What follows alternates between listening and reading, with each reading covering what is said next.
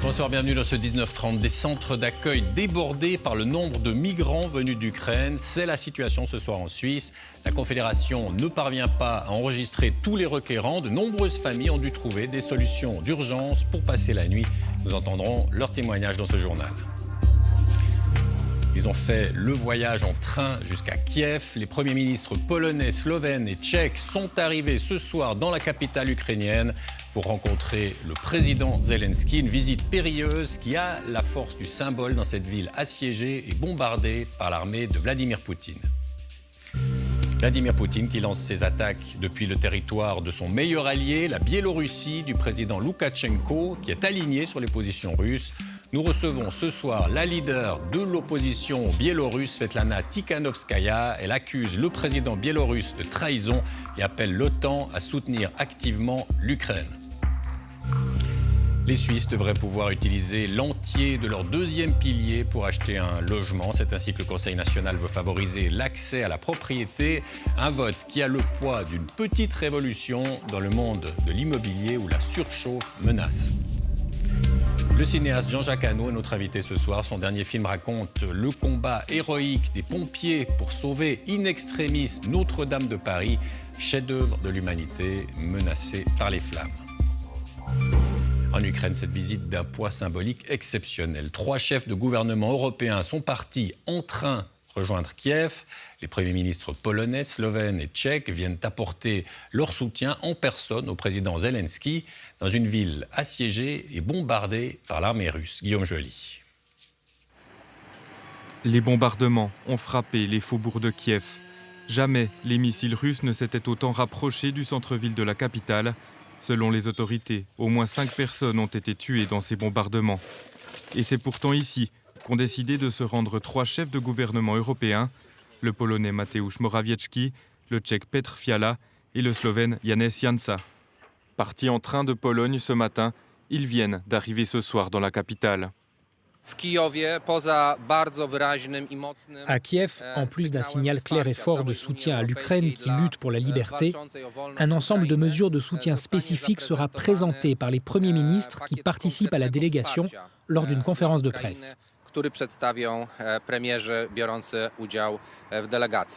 3 chefs de gouvernement venus rencontrer Volodymyr Zelensky, un président ukrainien de plus en plus sous pression et qui aujourd'hui a laissé entrevoir des concessions envers la Russie.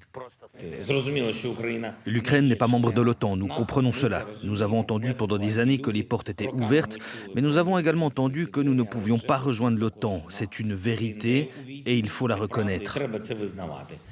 En clair, le président abandonne tout espoir de rejoindre l'Alliance et offre une porte de sortie à Moscou. Une déclaration pour le moment non commentée par le Kremlin, alors que les bombes continuent de tomber sur le territoire ukrainien.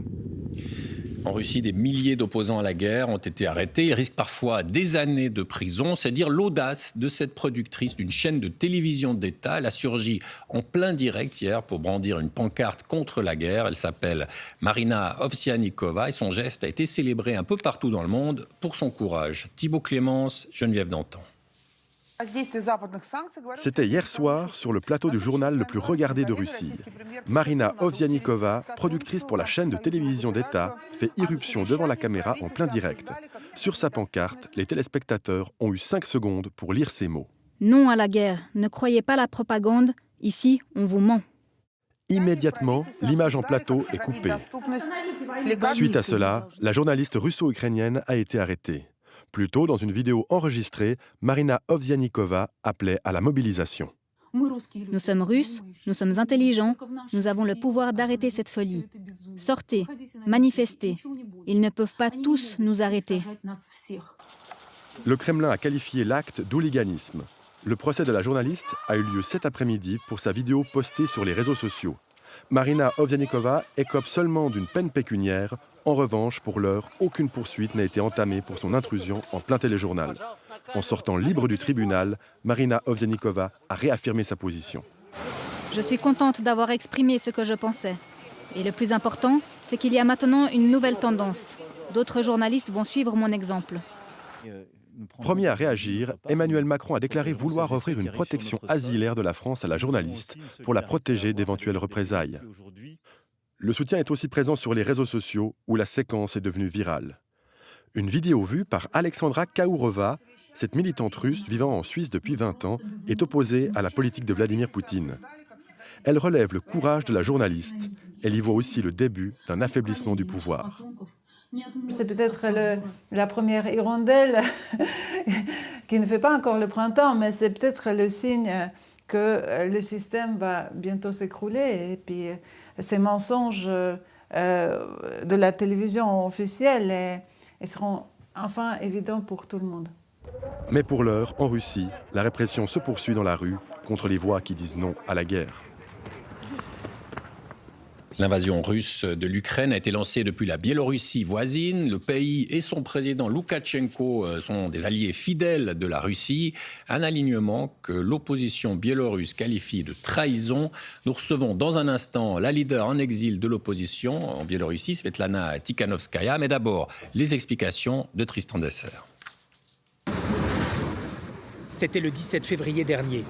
Le ministère russe de la Défense publiait ces images d'exercices militaires conjoints avec la Biélorussie, à quelques kilomètres seulement des frontières ukrainiennes. Une démonstration de force, mais pas de quoi s'inquiéter selon Vladimir Poutine à l'époque. Je dois préciser que ces exercices sont de nature purement défensive et ne menacent personne. Moins d'une semaine plus tard, la Russie lançait son invasion de l'Ukraine. Une partie de ses troupes et de ses avions venait bien de Biélorussie. Une base arrière idéalement située, où la Russie avait stationné 30 000 hommes et qui sert maintenant de rampe de lancement aux missiles et aux avions russes. Depuis 1994, la Biélorussie est dirigée par Alexander Loukachenko. Après sa réélection contestée en août 2020, il subit les sanctions de l'Union européenne, mais garde le soutien de Moscou en échange d'une loyauté absolue à Vladimir Poutine. Même si pour le moment, il n'est pas question d'engager sa propre armée aux côtés de la Russie, le président biélorusse l'a encore rappelé aujourd'hui. Nous n'allons pas nous impliquer dans l'opération que la Russie mène en Ukraine. Surtout, et je vous dis cela en tant que militaire, il n'y en a pas besoin. Comment pourrions-nous aider la Russie là-bas? Elle a assez de soldats. Le soutien logistique va continuer. 4 jours après le début de l'invasion, la Biélorussie a modifié sa constitution pour autoriser sur son territoire la présence permanente de soldats russes ainsi que d'armes nucléaires. Nous avons su tout à l'heure la leader de l'opposition biélorusse, Svetlana Tikhanovskaya. Elle vit en exil, loin de cette Biélorussie où son mari est toujours en prison. Svetlana Tikhanovskaya, qui était de passage aujourd'hui à Genève. Bonsoir Svetlana Tikhanovskaya. Merci beaucoup d'être là ce soir. On a vu que l'armée de Biélorussie aurait pu envahir l'Ukraine sur ordre de Poutine. Elle ne le fait toujours pas. Est-ce que vous savez ce qui est en train de se passer ? Oui. Selon nos informations, l'armée biélorusse devait envahir l'Ukraine la semaine dernière, mais l'armée ne veut pas aller en guerre contre les frères en Ukraine. Et parmi les officiers, il y a eu des protestations. Ils ne veulent pas traverser la frontière. On a l'impression d'une sorte de recréation de l'URSS avec la Biélorussie en état satellite de la Russie. C'est ce qui est en train de se passer. Vous savez, si je comprends bien, l'intention première du Kremlin, c'est de faire réunir tous les pays de l'ex-Union soviétique vers son giron. Mais tout a changé pendant ces années. Tous les pays qui sont devenus indépendants veulent rester indépendants. Quand on vous recevait il y a une année, vous nous disiez, au fond, vous voulez la démocratie, liberté d'expression, mais pas forcément tourner le dos à la Russie. Est-ce qu'aujourd'hui, vous rediriez la même chose? Est-ce qu'il y a une sorte de colère dans la population, et chez vous aussi, bélarusse, par rapport à la Russie? Il y a un an, la situation était tellement différente. Aujourd'hui, il est absolument évident que Loukachenko a entraîné notre pays dans cette guerre et notre peuple est contre. Bien sûr, aujourd'hui, les rapports avec le Kremlin et l'attitude plutôt des Biélorusses envers le Kremlin est totalement différent. Et les Biélorusses voudraient garder peut-être de bons rapports, mais ils sont impossibles désormais. Vous comprenez le Kremlin lorsqu'ils disent on a été humiliés toutes ces années par l'Ouest, par l'OTAN qui s'est étendu jusqu'à nos frontières. Ça, c'est un argument que vous entendez? C'est une rhétorique de la propagande. C'est de cette manière que la situation était présentée aux Russes pendant plusieurs années. Pour cette raison, les Russes croient que l'OTAN est une alliance qui est contre la Russie. Mais ce n'est pas vrai. Personne n'a jamais voulu attaquer la Russie. On parle beaucoup de ce que devrait faire l'OTAN, ce que devrait faire l'Occident en Ukraine. Certains parlent d'une zone d'exclusion aérienne pour empêcher les avions russes de voler. Là, on est très proche d'un scénario de Troisième Guerre mondiale. Qu'est-ce qu'il faut faire ?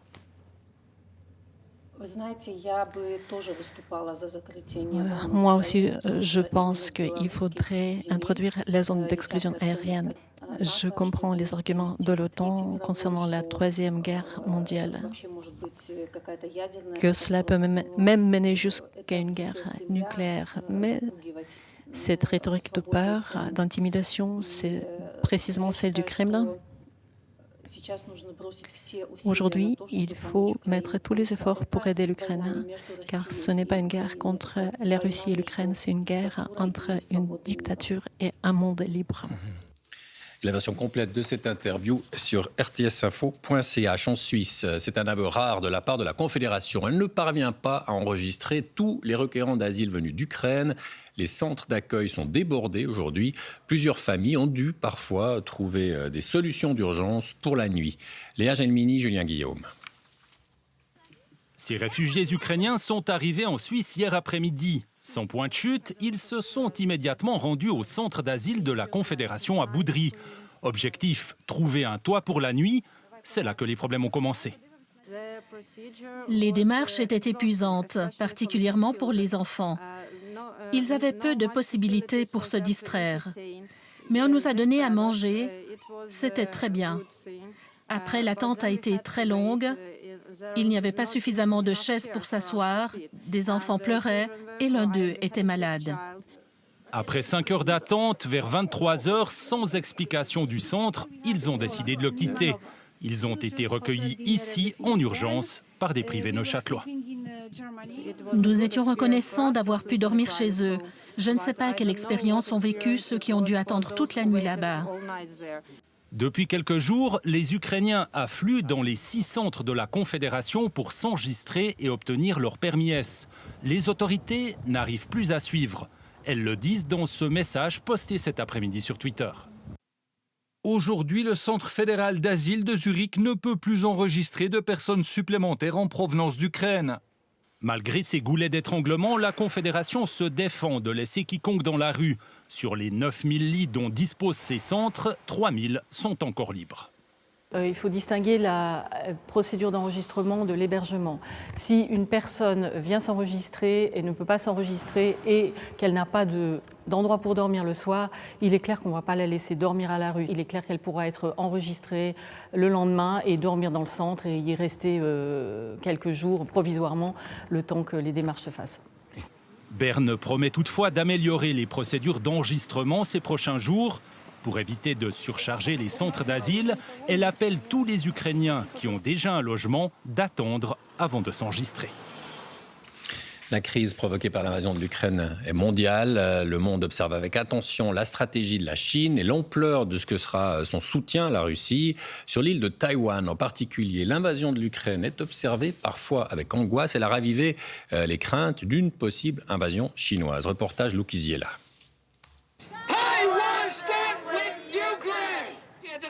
Depuis le début de la guerre, Taipei se pare des couleurs de l'Ukraine. Des milliers de Taïwanais protestent contre l'invasion russe contre Vladimir Poutine. Sous la pression de la Chine continentale, ils s'identifient au peuple ukrainien. Comment un pays peut-il en envahir un autre sans raison, détruire son territoire et des familles entières ?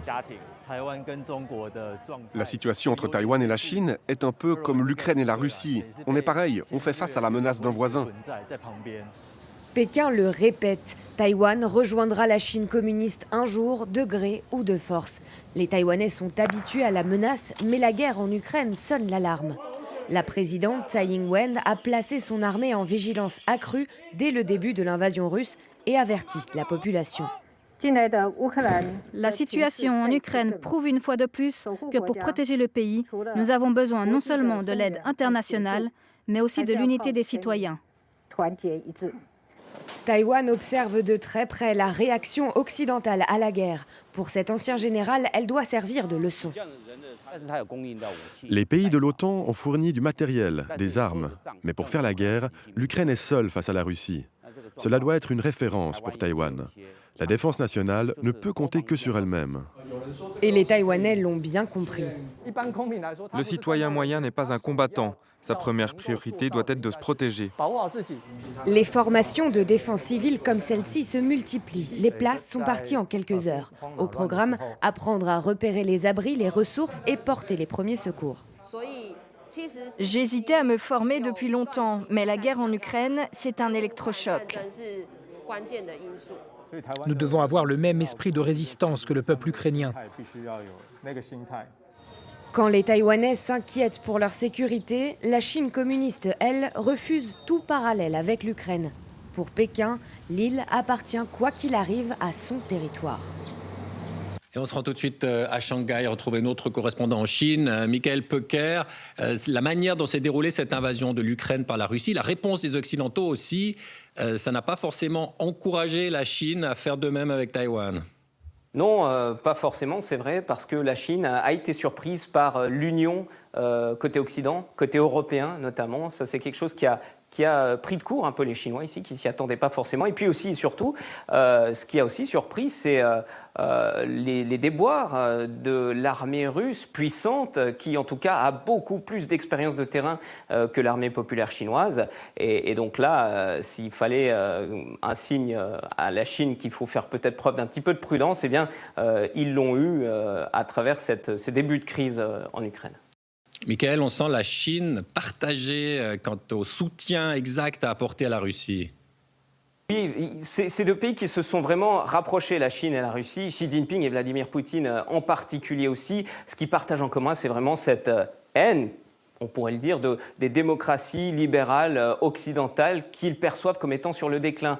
Alors les Russes et Vladimir Poutine personnellement a perçu qu'il avait peut-être un coup à jouer en ce moment, mais pour les Chinois ça tombe un peu au mauvais moment parce que s'ils devaient faire face à des sanctions eux aussi économiques, s'ils devaient être catalogués, catégorisés du côté des Russes dans une nouvelle configuration de guerre froide, eh bien ils auraient tout à perdre en perdant leur relation économique, commerciale avec l'Europe, partiellement avec les États-Unis, donc ils auraient potentiellement beaucoup à perdre. Il y a même des voix aujourd'hui qui s'élèvent au sein du Parti communiste pour enjoindre Xi Jinping à cesser de ménager la chèvre et le chou et choisir, entre guillemets, le bon côté de l'histoire, si on veut. Et on va voir maintenant que va faire Xi, mais on sait que Xi Jinping est mu par une idéologie, par un mépris profond des démocraties, et donc pour l'heure, il amène, sans le dire ouvertement, son soutien à la Russie.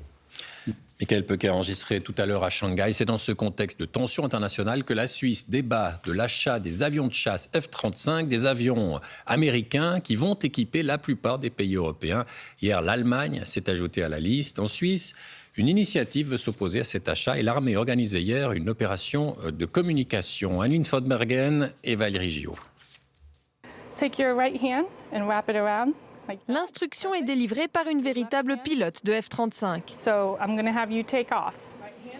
Pendant quelques jours, le constructeur américain Lockheed Martin a stationné son simulateur en plein cœur de Berne, à quelques mètres du palais fédéral. Parlementaires et journalistes sont invités à venir l'essayer. Une opération séduction à peine voilée. Nous voulons fournir le plus d'informations possible sur le F-35. Nous savons qu'il est très important de montrer toutes les capacités de cet avion aux Suisses. Au même moment, sur l'aérodrome militaire de Payerne, le commandant des forces aériennes américaines termine une visite de 3 jours sur sol helvétique. Visite à l'invitation de la Suisse.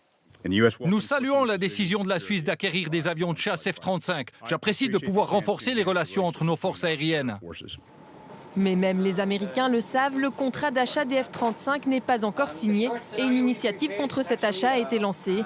L'armée suisse se défend pourtant d'être en campagne. Ce n'est pas une campagne, c'est un échange des informations entre les États-Unis parce que vous savez, les États-Unis, ils sont les producteurs du F-35 et ils ont la plus grande expérience et nous, on peut beaucoup apprendre. Il n'empêche, la pression monte sur la Suisse. L'Allemagne a annoncé hier qu'elle allait acquérir des F-35 et d'autres pays européens ont aussi des commandes en cours. Selon Lockheed Martin, il pourrait y avoir des retards de livraison. Une mise en garde qui ressemble à un ultimatum. Si la Suisse ne peut pas signer le contrat jusqu'à la fin de mars 2023, on doit réévaluer la production, mais on ne peut pas garantir qu'ils sont fournis dans les délais prévus. Les initiants l'ont répété, ils ne retireront pas leur texte. Entre guerre en Ukraine et bataille politique, ce sont des manœuvres délicates qui attendent l'armée suisse ces prochains mois. C'est un tabou qui tombe dans le domaine de l'immobilier. Les Suisses devraient pouvoir à nouveau utiliser l'entier de leur deuxième pilier pour s'acheter un logement. C'est la décision du Conseil national. Aujourd'hui, il veut favoriser l'accès à la propriété. Annelies von Bergen et Thierry Clémence. Nous sommes en Gruyère, à Nérivu, 349 femmes. Ici, bientôt, les maisons vont pousser comme des dents de lion. Philippe Michelou, lui, est soulagé. Il gère une quarantaine de chantiers comme celui-ci en Suisse romande. Voilà un exemple de ce qu'on a en cours de réalisation avec des clients qui n'ont pas pu bénéficier de ce qui est mis en place maintenant. Ça veut dire qu'ils ont dû avoir des fonds propres plus importants. Et puis maintenant, on va pouvoir peut-être toucher une clientèle qui peut profiter de leurs économies. Décryptage. Pour acheter son logement aujourd'hui en Suisse, il faut un crédit, généralement bancaire, et un minimum de 20% de fonds propres. La moitié en cash, l'autre moitié avec son deuxième pilier. À l'avenir, avec la décision du national ce matin, et pour autant que le Conseil des États le suive, plus besoin d'économie. L'intégralité du deuxième pilier pourra être utilisée pour alimenter ses fonds propres. La personne à qui on a voulu empêcher de devenir propriétaire est en réalité devenue locataire de sa caisse de pension. Et plutôt que de payer des taux d'intérêt de 1%, aujourd'hui, paye des taux d'intérêt de 5% à sa caisse de pension. La gauche, elle, dénonce une manœuvre des milieux immobiliers pour pousser les prix à la hausse. C'est une vraie arnaque, cette proposition que les milieux immobiliers essayent de vendre à la population en disant « si vous ne voulez pas payer mes loyers hyper abusifs, alors achetez mes appartements beaucoup trop chers, puis vous allez les faire avec votre retraite qui va vous manquer, et ça ils ne le disent pas, le jour où vous arriverez à l'âge de la retraite ».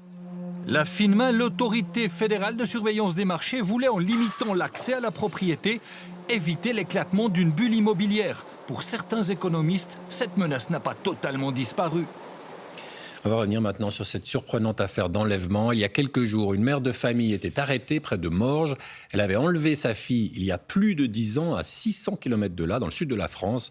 Recherchée par Interpol, elle a été appréhendée lors d'un contrôle routier. Léandre Dougan, Fabiano Citroni. C'est un banal contrôle routier il y a 3 semaines dans la région de Morges qui a permis d'élucider une affaire vieille de plus de 10 ans. Tout débute en 2011, ici à Carqueiranne, à quelques 600 km de Morges. Un divorce qui tourne mal et la mère qui disparaît avec la fille, Camille, alors âgée de 5 ans.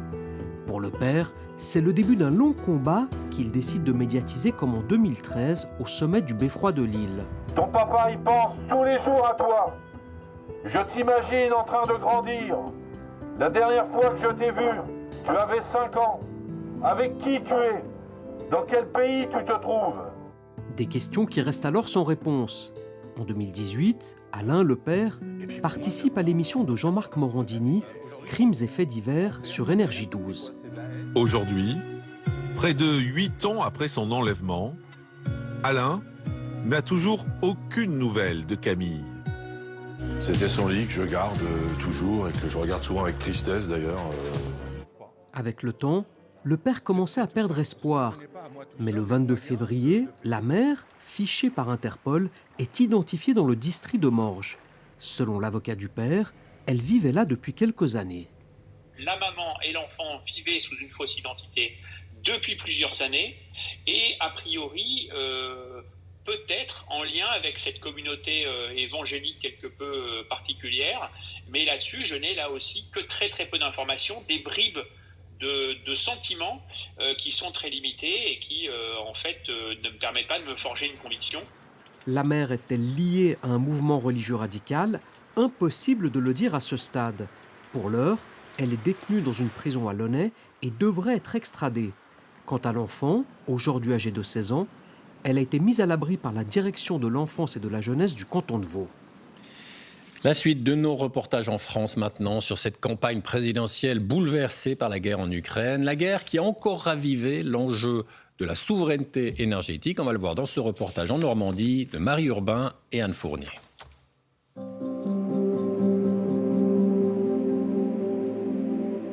Nous sommes ici sur les hauts de Cherbourg, en Normandie, région dans laquelle tout ou presque repose sur le nucléaire depuis plus de 50 ans. Région où la nécessaire transition énergétique vient bouleverser passablement d'acquis, surtout en période électorale. Dans ce décor bucolique, tout paraît au ralenti. Et pourtant, Yannick Rousselet, ancien chaudronnier, milite de longue date contre l'emprise du nucléaire avec la centrale géante de Flamanville où il nous conduit. Ça fait partie du grand cocorico français, comme le Concorde, voilà. Sauf que comme on a été fiers du Minitel et qu'on a continué à dire « le Minitel c'est génial » quand on était passé à Internet, ben là c'est pareil. On continue de dire « le nucléaire c'est formidable », on n'a pas compris qu'ailleurs c'est en train de bouger, quoi. Une réponse tout sauf de Normand pour le retour en grâce politique du nucléaire, les ambitions de nouveaux réacteurs, malgré les retards de 11 ans pris par le chantier du premier EPR de Flamanville. Nous voici au seul point de vue sur ce site très contrôlé qui coûte déjà plus de 12 milliards d'euros.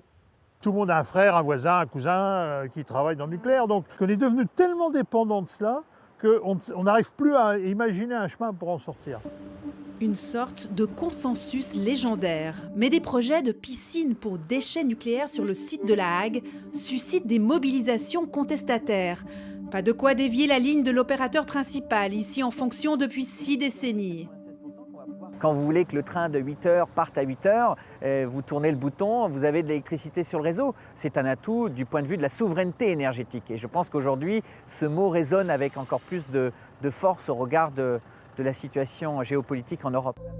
Souveraineté, ce mot nourrit l'argument nucléaire dans la campagne, argument défendu par tous, à l'exception du Vert Yannick Jadot et de Jean-Luc Mélenchon. En contrepartie, l'exécutif promet des parcs éoliens. Trop peu et trop tard, selon l'opposition. Au large des côtes normandes, comme ici dans le port de Barfleur, 5 projets de parcs éoliens offshore sont en cours au nom du développement d'un mixte énergétique.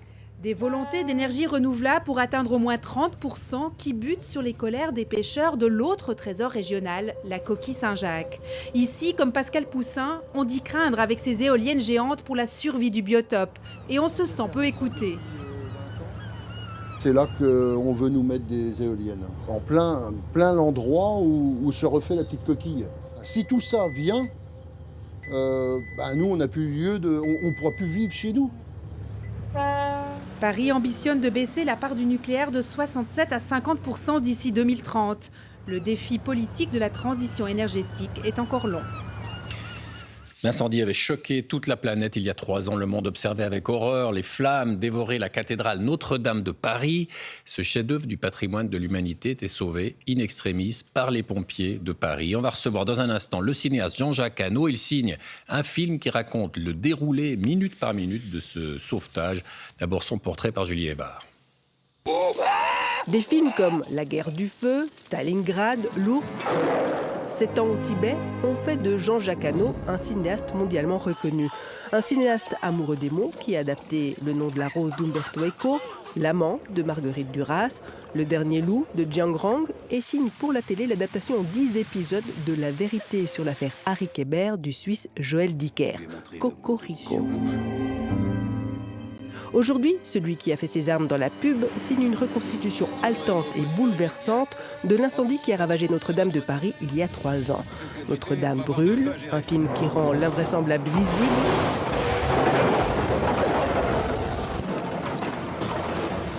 Un film grandeur nature, plus vrai que nature, stupéfiant.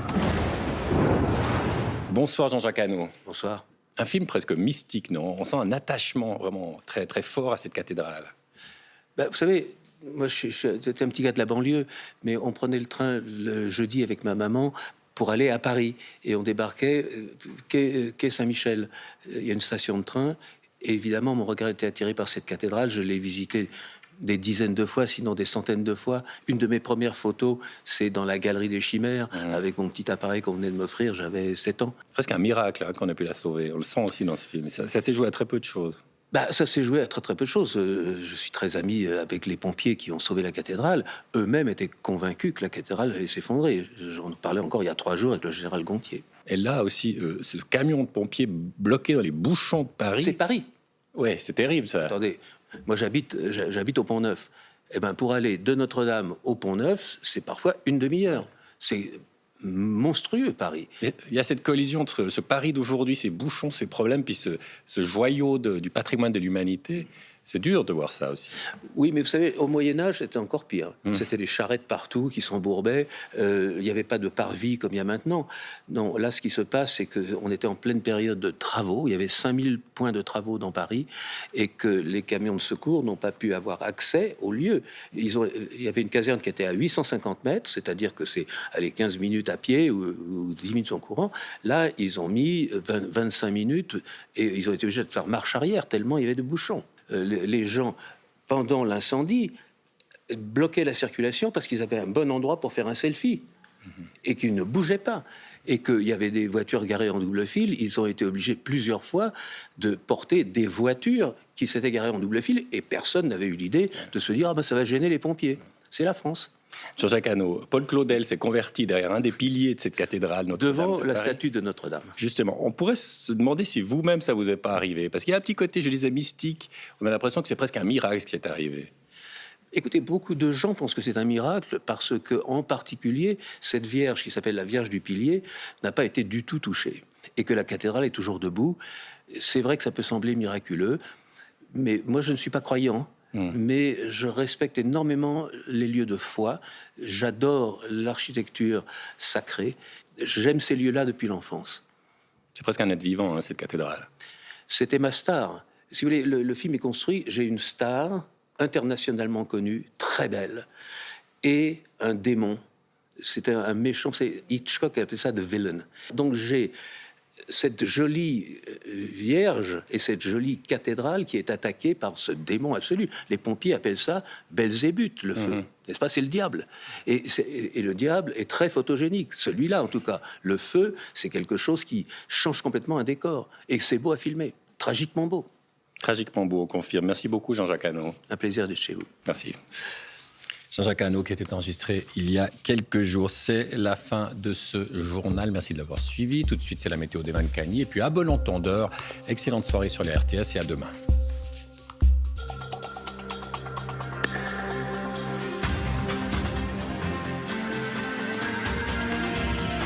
Suivez l'information en continu sur RTS Info.